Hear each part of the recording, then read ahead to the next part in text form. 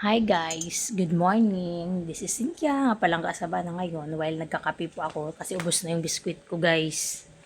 Ipapasyal ko kayo sa mini garden ko. See? Taba-taba na naman ang guy ko. Ito yung basil leaves, panglagay daw to sa curry pero di man ako mahilig sa curry kasi yung alaga ko kasi allergy din sa curry. Kaya stay put lang dyan. Pag may maghingi guys, bibigyan ko kayo, sabihin nyo lang, just call me. Tapos ito, yung pinakalablab ko na malunggay ko. Shout out dyan kay Isay na nagbigay sa akin. Ngayon, malaki na siya. Pwede na siya pang sahog sa isda sa mga sabaw-sabaw. At saka yung, pandan leaves. Yung pandan leaves ko is, na siya. Ang taba-taba niya pero hindi man gumagamit ako niyan minsan lang para sa ni ma'am yung black drinks niya, yung jelly. Ilagay ko yan at saka ilagay ko din sa ref para pangpabango ng ref. Kung sakaling ng amoy lansa, muna linisan tapos yan ilagay para Tapos ito, limonsito, hindi naman yan akin limonsito. Kaya ate amin naman yan. Ang daming bunga, yung iba nga guys, nangahulog na guys. Tapos next is yung yung tanglad. Yung tanglad ko guys, mahaba man siya na tanglad. Hindi man siya katulad ng yung sa alam mo yung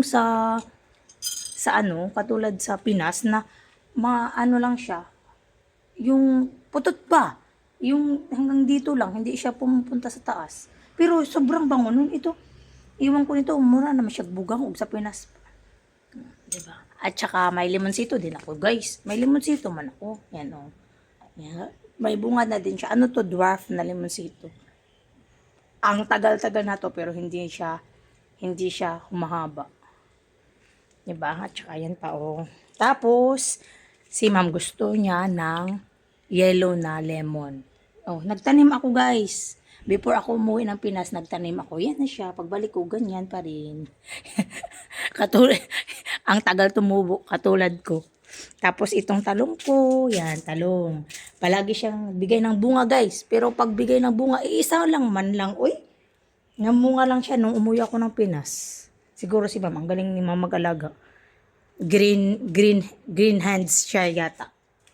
Ang pangit ko guys sa video guys. Bahala na, basta kayo makapagawa ng video. So, punta naman tayo dun sa sa kabila. Kapi tayo guys. Ayan, diba? Yung mga yung mga kahoy ko dyan, may mga ganyan-ganyan siya. Kasi para daw yan sa ahas.